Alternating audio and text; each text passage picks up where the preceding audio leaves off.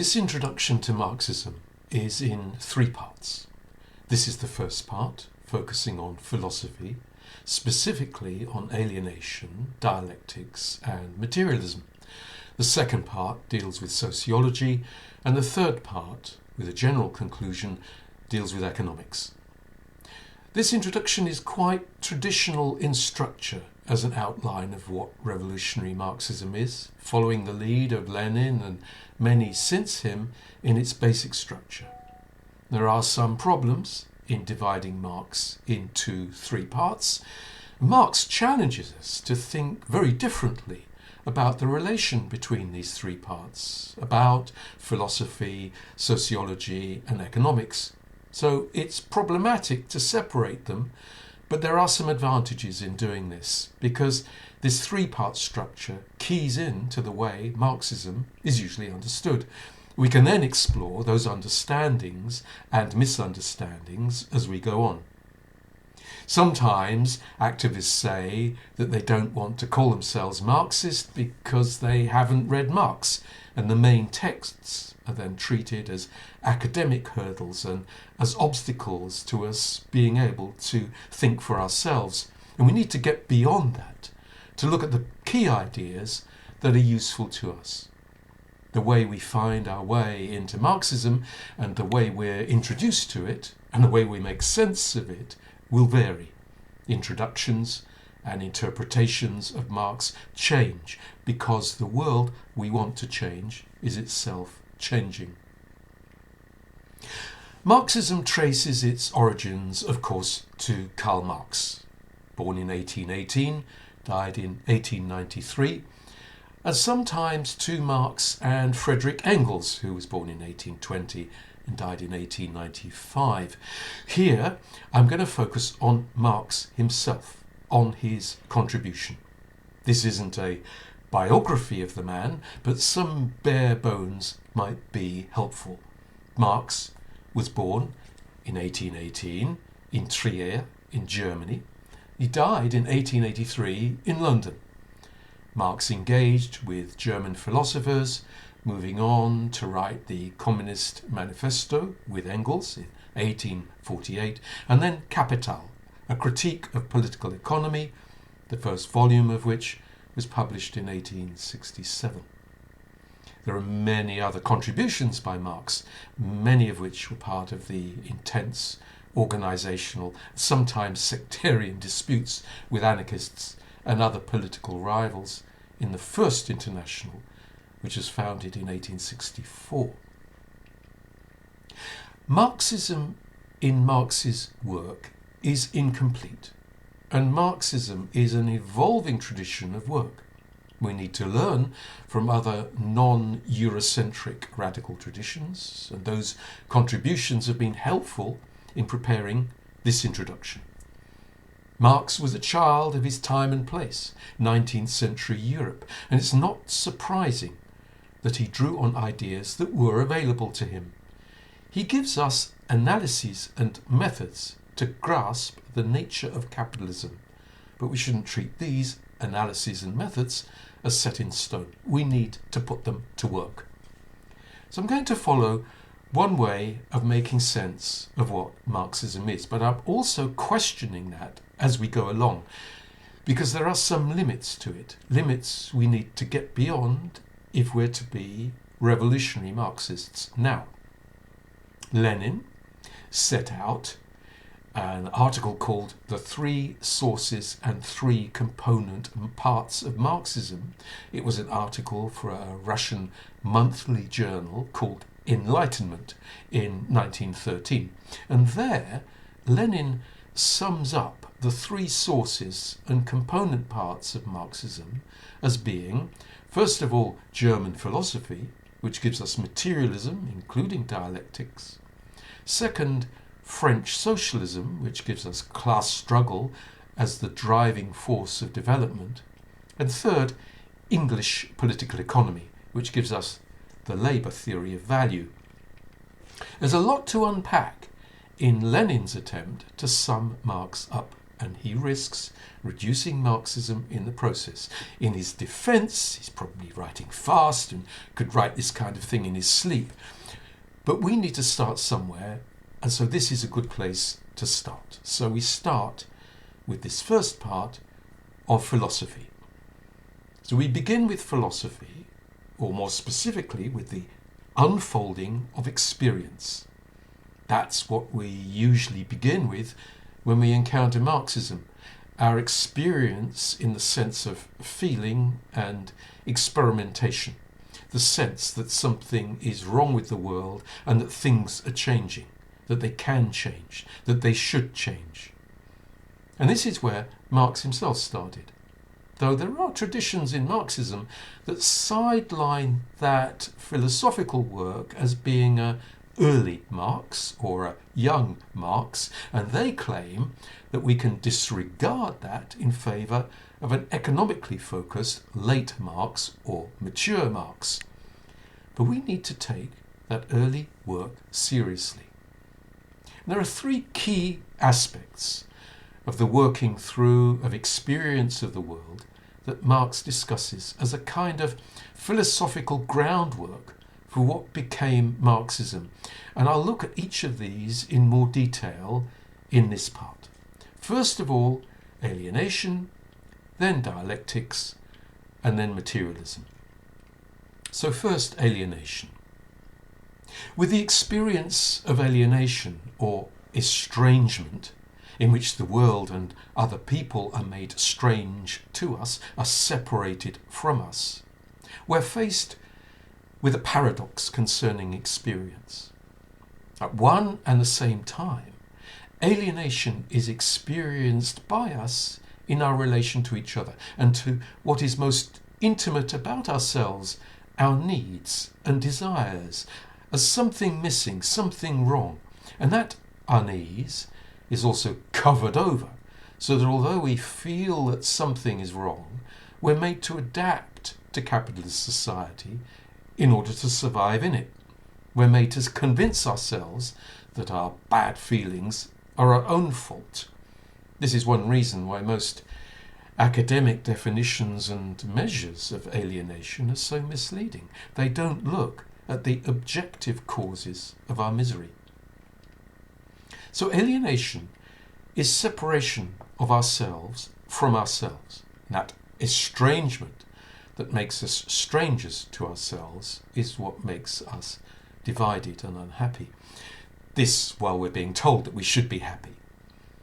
Marx points out that in a world composed of things to be bought and sold, commodities, we're confronted by objects of a particular kind.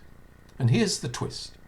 In this world now, we're no longer the kind of human subject who makes objects, but those objects, those commodities, turn us into a particular kind of divided, alienated subject, as if we too are objects.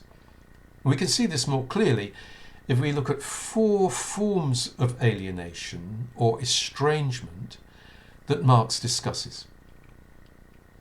The first form of alienation is fundamental to our experience of work under capitalism. It concerns work.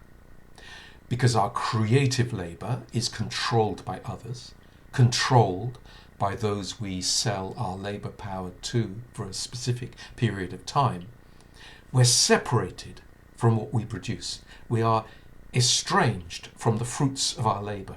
We're divided from ourselves at the point of production.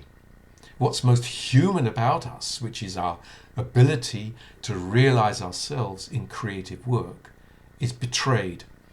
So here we need to think of work in its broadest sense to include the creation of all the materially useful and beautiful objects we produce. Our experience of work, which should be enjoyable and fulfilling, is systematically distorted. There's a horrible mutation of what we are as human subjects and of our creativity. Mutation into objectification of the things we produce and of ourselves. So what we produce is ripped from us, so that from the very first moment of production, what we produce is intended by those who bought our labour power, our employers, to be an object that will be sold for profit to them. What we produce is turned from being something useful, materially useful or beautiful, into a peculiar kind of object, a commodity that then exists out there in the world, separate from us and set against us. From the moment we sell our labour power, we too are turned into exchangeable objects, commodities, to be bought and sold. The second form of alienation is where we're divided from our fellow workers. It concerns others. We search for employment, for a place to sell our labour power on the marketplace. And that is a competitive process that turns other human beings into competitors. This is the case whatever kind of labour power it is, whether it's physical labour or mental labour, or now in the service sector, emotional labour. So even care for others itself is turned into a commodity. Other human beings are turned into threatening objects that threaten to deprive us of the essential wages we and those we care for need to survive. In this way, human nature is distorted, so that the necessarily collective nature of creative labour is corroded. Work under capitalism combines the labour of separate individuals in a mechanistic and dehumanizing way, brings together those who have fought and succeeded in selling their labour power. More complex creative labour requires more human beings to work together to enable that to happen, and that collaboration should provide the necessary context for us to be able to creatively produce something. But we're set against each other. The third form of alienation is where we not only experience other human bodies as threats, but also our own bodies as separated from us. So this concerns bodies. We're estranged from our own bodies. Our bodies are turned into machines that we must take to the marketplace and sell, and that must be sold every day to work efficiently for us and for others. Impairment, disability, illness are then experienced by us as anxiety-producing and possibly fatal threats to our need to work. So, work is thereby turned from being a defining aspect of what it is to be human, that's what Marx describes as our species being, it turned into an experience of lost time, time from our lives that is sold to others. Here also is one of the material historical roots of the ideological division between us and our bodies. These are bodies that carry out work, as if running in parallel to this are our minds, the thinking and feeling that we dissociate from while we're separated from our very selves while we work, and not only there. Now there's a fourth form of alienation that Marx touched upon. It's implicit in his work and has now been brought to the fore by eco-socialists. That form of alienation is separation from nature as such. Our species being, what it is to be a human being, is corrupted by capitalism in such a way that we experience not only our own individual nature separated from others as threatening, but the realm of nature itself is turned into a hostile environment that must be tamed, brought under control. Now there's an ideological flip side of that process in which our alienated and sickening experience of capitalism leads us to try and escape this miserable human world, and then we might try to return to nature as an escape route. But to romanticize nature in that way, to attempt to simply find ourselves in it, can also be an expression of alienation, an estrangement from the world. Simple romantic attempts to return to nature can mean that other people are then seen as the problem. And that's the kind of argument that we see in some deep ecology complaints about apparent overpopulation. There, over other human beings are viewed as threats instead of as providing the necessary context for us to be able to be human, part of nature, working creatively with it to transform it and ourselves. So these four forms of alienation: estrangement from our own creative labour, from other people as competitors, from our own bodies, and from nature as such, give rise to a pathological society peopled by those who experience their distress as their own personal pathology. And Marx's analysis speaks to the many ways that we're deadened, reduced to the status of animals in our creative work, and how we then look to animal-like bodily pleasures as the only place where we feel alive, as if we are human there. So this divided, powerless state of being also divides us from other animal species on the planet. It then seems as if supposedly pure animal-like existence is the only way out from this horrible world, as if we're only fully human there. So paradoxically, brute biological images of who we really are then replace and blot out our creative capacity to act together. Marx puts it as follows in 1844. He says, "What is animal becomes human, and what is human becomes animal." So you see here a peculiar reversal, so that things are turned into their opposites. Our relationship with nature, including our own human nature, is then viewed in terms of separation, as alienated, rather than seen dialectically. And we're going to turn to the second aspect now, dialectics. The transformation of things into their opposites is one of the most well-known motifs of dialectics. Philosophical discussion of dialectics in the 19th century was the trademark of the work of Hegel, born in 1770, died in 1831. Hegel was one of the main philosophers Marx learnt from and challenged.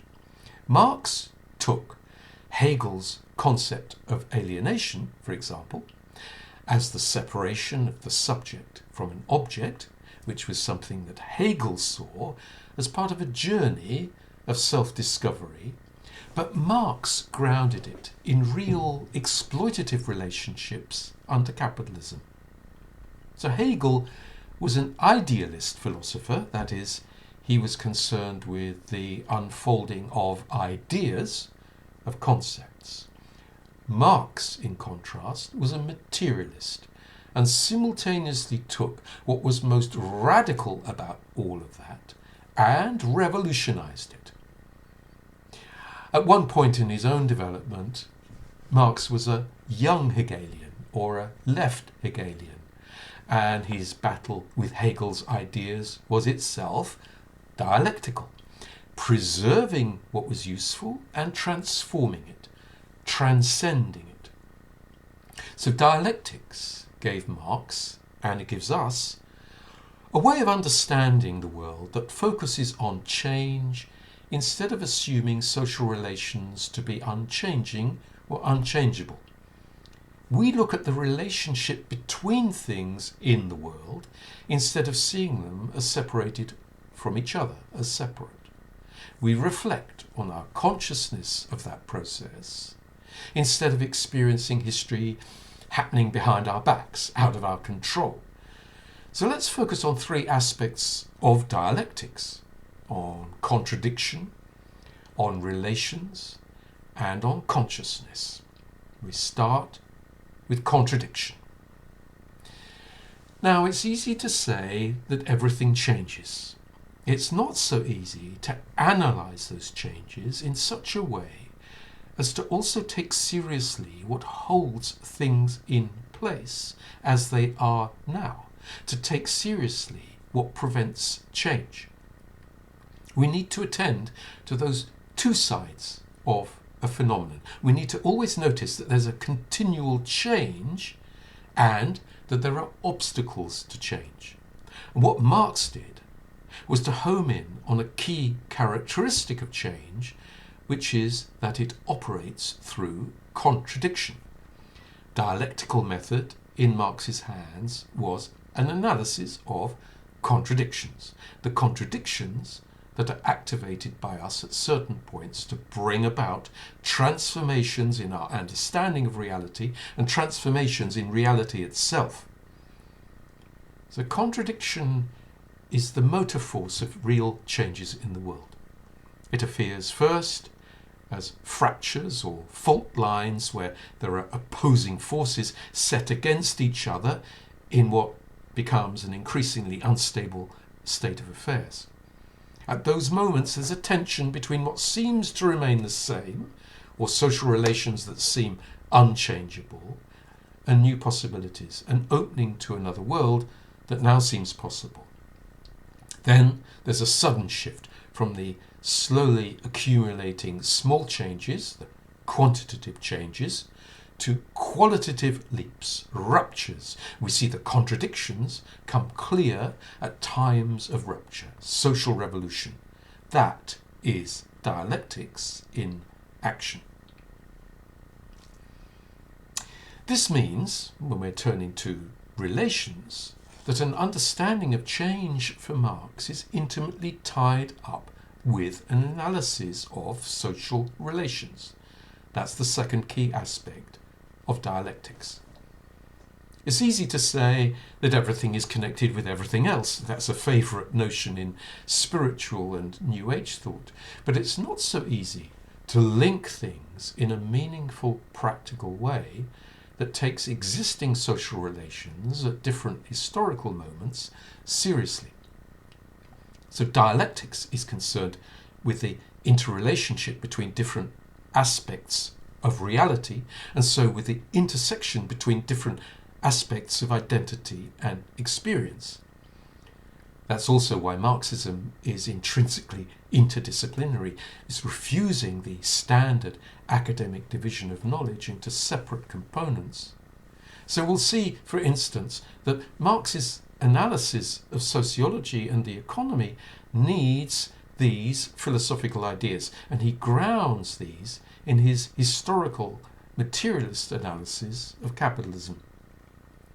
Marxist analysis is also dialectically linked to change, working to open up the contradictions that it discovers, linking struggles that may be divided from each other by reason of alienation and divide and rule, and intensifying struggles between the exploited and the exploiters. That also means that there's a necessary dialectical connection between what is happening as an objective process and the way it appears in the understanding of social actors as agents of change. So the interlinking and conflict-ridden relation between historical social processes on a global scale was anticipated by Marx and was theorized later as a combined and uneven development. The third aspect of dialectics, consciousness, highlights how we become an active part of an apparently objective historical process. Our Marxist interpretation of the world is designed to change it, not to wait for an invisible, immortal, dialectical unrolling of history to happen. And so the role of consciousness is essential, ineliminable. Marx is concerned with our time in history, rapidly globalizing capitalist society, when our consciousness of what is happening to us becomes an all the more essential ingredient of social processes. It's often said that for Marx, capitalism creates its own gravedigger. Capitalism creates the proletariat as a material force that's brought together in such a way as to become collectively aware of its task to overthrow capitalism. So capitalism creates the possibility for people to become conscious of the nature of society as something they have a role in creating, as something they can seize and recreate. Now here we need to acknowledge some rather Eurocentric limitations in Marx's own writings. For example, Marx's concern with the conditions in which working class consciousness becomes possible leads him to make some disparaging comments about peasants as not having that consciousness of society. Feudalism, for Marx, rests on deeply ingrained assumptions about the natural order of things. And Marx, in his 1852 book, called The 18th Lumiere of Louis Bonaparte, there Marx refers to peasants as like potatoes in a sack. What's then needed, he thinks, is the conscious transformation that working together collectively gives rise to. Consciousness of the working class in itself, which at times of revolution becomes a working class for itself. Then it becomes an active agent in the dialectical transformation of society. This dialectical transformation both retains what was valuable in the contradictory situation and it negates what was problematic. So there's a term sublation that is sometimes used in this context to capture how we transcend a contradiction in a dialectical movement forward that both preserves and transforms its object at a higher level. This is a complex theoretical issue that philosophically underpins what Marx is up to. Anyway, Marx is also at other moments very positive about peasant communes and about the possibility of collective consciousness being forged there. That the key question is how to raise consciousness, how to work with its contradictions, not to disparage people as suffering from false consciousness. That's a phrase Marx himself never actually used. Dialectics, then, is the analytic device through which we grasp contradiction, specifically class struggle, as the motor of history now under capitalism, and in that way we're able to consciously act on the world. So we need to differentiate this open Marxist understanding of dialectics from the fixed Stalinist formulae that reduce it to a unity of opposites or to a closed sequence of theses, antitheses, syntheses. That's a closed sequence that Marx never himself specified in that way. There's no closure in dialectics, for we're always acting in the world, either to keep the social order going or to challenge it. So the role of consciousness is crucial in dialectics, and this is an aspect of it that tends to be forgotten in the attempts to find dialectics in nature, that sometimes turns dialectics into a kind of religious worldview, it turns it back into classic philosophical idealism. Well, let's turn to materialism. Marx was a materialist. Marx battles away against Hegel's idealism, against the claim that all that matters are our ideas about the world, and against the assumption that history unrolls through a dialectical process of self-alienation and unfolding of what Hegel called the world spirit. Hegel terms this world spirit as an absolute consciousness that he thinks appears at the end of history. So Hegel does, at the same time, edge toward a historical account of change and even to a collective rather than individual understanding of that dialectical process, but his focus on concepts that disregard material reality needed to be tackled. It's often said that Marx took Hegel's upside-down account, a a topsy-turvy idealist image of development and put it the right way up, stood it on its feet, on the ground, grounded it in material reality. There is for sure subjective understanding of the world that's necessary to keep the social order operating under capitalism. Marx argued in his book The German Ideology that, I quote, "the ruling ideas are the ideas of the ruling class." And he drew attention to the importance of those ideas. That's why some later Marxists have rejected the rather pathologizing and individualizing descriptions of false consciousness. They argue instead that there is a necessary false consciousness that enables us to make sense of this world to survive. Our subjective understanding of the world is of a world that is objectively real, mostly independent of our consciousness, and our understanding of the world is fraught with contradiction. It's in that sense that we are materialists, and because we emphasize change, transformation, we are historical materialists.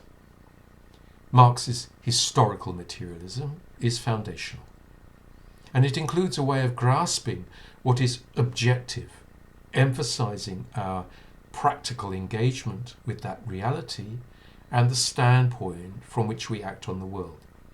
So we can take those three aspects of historical materialism: objectivity, practice, and standpoint in turn.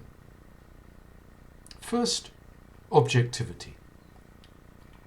Marx speaks about the role of objectification in our understanding of the world and our intervention in it.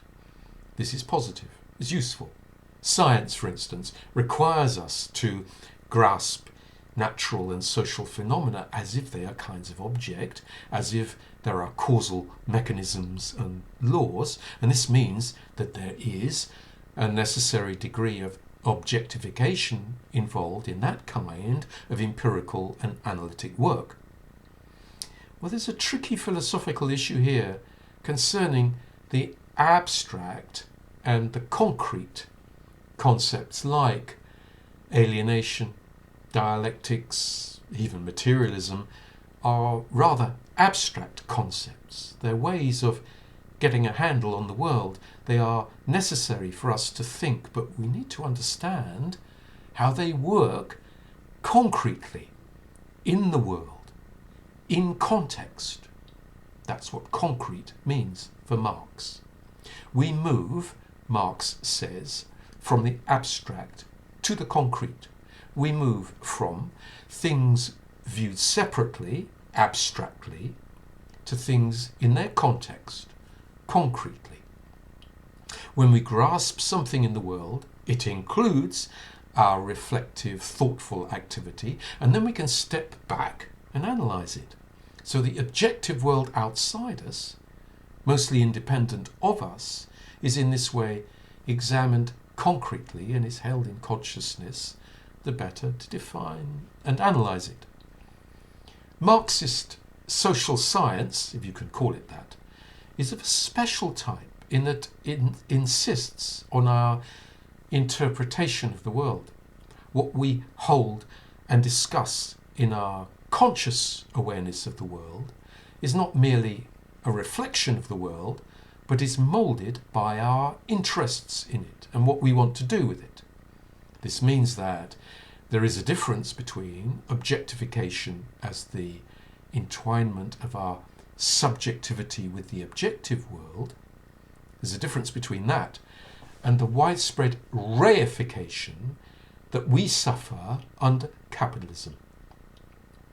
Reification, or thingification, is what happens when social relationships are reduced to things, to objects, and in which we are reduced to the status of mere objects.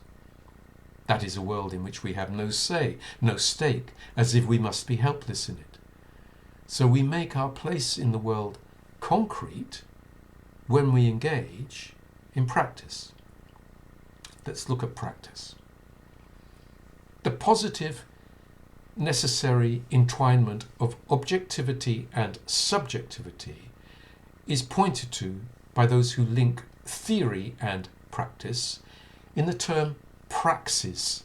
In a sense, this term praxis isn't necessary. It's a kind of tautology in Marxism, because Marx's understanding of practice was already of it as something required theory. And we can see this in Marx's famous theses on Feuerbach, which were written in 1845, which were a response to the limitations of the kind of materialism that the German philosopher Ludwig Feuerbach, who was born in 1804, died in 1872, what Ludwig Feuerbach was advocating. So it's in the 11th thesis of the thesis on Feuerbach that is often quoted, that, and I quote Marx, "The philosophers have only interpreted the world in various ways. The point is to change it." Now, Marx opens his critique of Feuerbach by pointing out that we need to be able to understand reality not as a thing that is entirely outside of us. Yes, this objective reality is mostly independent of us. It is particularly the case when we're alienated from it under capitalism. But Marx insists that we need to understand this reality as sensuous human activity, practice. So he points out in the first paragraph, in the first thesis on Feuerbach, that the kind of materialism that disregards our subjective involvement in it is no more than a mirror image of idealism, idealism which itself doesn't know real sensuous activity as such. So practice as sensuous human activity is a defining feature of what we Marxists mean by objectivity. The objective world includes us, and our practice is always in the world from a standpoint. Now, ideology is defined by Marx as the ideas of the ruling class, the world as experienced from a particular limited class standpoint. Every understanding of the world is infused with the particular interests of those who are embedded in the world and viewing it from different standpoints. That's why standpoint is important here. Marxism is in this way an early version of what later came to be described by feminists as standpoint theory. Marxism is a theory and intervention in the world from the standpoint of the working class. That's something we now also understand as being composed of many different standpoints of the exploited and oppressed, of the working class, operating alongside and intersecting with each other. Now, there is a kind of anthropological fairy tale that Hegel tells about the dawn of consciousness. It's an idealist story that Marx reworks as historical materialist analysis.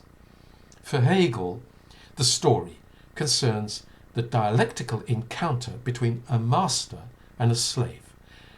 The slave who the master puts to work. The master is a conscious agent while the slave is turned into an object that works. The slave who works is, however, thereby able to grasp the world as it is, and they become conscious that the master is dependent on them. It also dawns on the master that they are also dependent on the slave. And it's at that point that a dialectical reversal of positions takes place and the slave seizes control, becomes the master. So, we can think of the relation between the capitalist ruling class and the working class in these terms. However, we need to notice about this story, what we need to notice is that Marx is interested in the material conditions in which wage slaves collectively become conscious of exploitation and move into action. Consciousness is necessary to the dialectical movement through which the working class comes to overcome alienation and bring about a world in which the division into different classes no longer holds. After Marx died in 1883, there were a series of misinterpretations of what he wrote about materialism, misrepresentations that were not accidental, they were not merely misunderstandings of his ideas, but they were bound up with the objective material conditions of the working class organizations in Europe. The Second International, which was formed in 1889, included many politicians who thought of themselves as Marxists, but they turned Marxism into a caricature of historical materialism, and that mechanical materialism was a mere flip side of the idealism that Marx tackled in classical German philosophy. Those social democrats of the Second International made it seem like there was an inevitable historical process through which the concentration of the working class in industrial centres would automatically lead to the collectivization of production, and so to a transition from Marxism, from capitalism to socialism. Now that misrepresentation of Marx's historical materialist analysis of the emergence of capitalism out of slavery and feudalism was accompanied by a mechanistic and determinist view of history, a view of history that was eventually crystallized in stage theories that then tried to make political processes correspond to that account. So the bureaucratic apparatus of the Stalinist states and the Third International then had a material interest in promoting that stage account as part of the diplomatic alliances that they sought with other regimes that were supposedly not yet ready to move on to socialism. Some of the clumsy metaphors that Marx briefly used to explain the relationship between different modes of production and ruling ideas didn't help. Classic example is the opposition between a material base and an ideological superstructure. Some Marxists then got trapped in that metaphor, forgetting all of the other things that Marx wrote. For example, when Marx wrote about religion, it's true that he was quite scathing about it and emphasized its reactionary role, but if we read what he wrote carefully, then we see something more complex, more dialectical. It's too simplistic to write off religious yearning as the opium of the people and forget that Marx saw this yearning as the heart of what he called the heart of a heartless world and the soul of a spiritless condition. So here is an indictment of capitalism and its miserable reduction of life to objectivity shorn of subjectivity.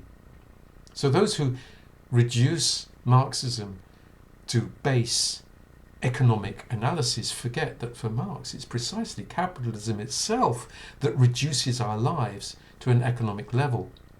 Economist reductionism is the name of the game under capitalism. It's symptomatic of what it does to us. It's not a way out. So some conclusions to this discussion of philosophy. Lenin's schema of the three component parts of Marxism was written in 1913, and that schema emphasized historical materialism as an alternative to Hegelian idealism. However, in the 4 years between then and the Russian Revolution in 1917, Lenin spent a great deal of time reading Hegel, and Lenin's notebooks on Hegel reveal a transformation in his conception of revolutionary change that actually brings him back to what Marx actually wrote. Lenin realized that it's not possible to take over the state, to use it to manage a supposedly inevitable transition from capitalism to socialism, as the Second International Social Democrats proposed, Lenin went back to a dialectical understanding of ruptures in which, as Marx himself wrote, the state machine had to be smashed, broken up, and replaced by new forms of democratic, self-organized working-class rule. Another consequence of Lenin's Hegelian-influenced return to Marx was an understanding of the importance of resistance to colonialism and self-determination of the oppressed nations against imperialist domination. This is in contrast to simply relying on some kind of stage model of development that saw capitalism as necessarily always progressive. We can see in the case of alienation how ideological aspects of our experience of life under capitalism are embodied, material. So Marxist historical materialism is therefore not simply a crude, reductionist mirror image of idealist approaches. Marx did not simply oppose Hegel, but learnt from the dialectical account that Hegel had developed, and Marx transformed that account. Now, Marx himself never used the phrase dialectical materialism, and we should be careful not to turn that phrase into a kind of ideology. This is one lesson of the disastrous attempt to build a so-called Marxist science of nature in the Soviet Union that demanded matter operate according to predefined dialectical laws. Marx's analysis and methods were thoroughly materialist, while taking seriously the dialectical relationship with ideas, with theories we have about history, about ourselves. There's also the problem of recuperation of Marx's work, the neutralizing and absorbing of his ideas. And that ideological recuperation is something we see increasingly at work in the turning of critique into just another part of a media spectacle that dissolves the difference between truth and lies and instead circulates shallow and enjoyable images of the world and theories about it. That's also something we've seen in many academic representations of Marxism. There is a continual danger that Marx's analysis can be turned back into mere ideas, mere philosophy, made abstract, useless.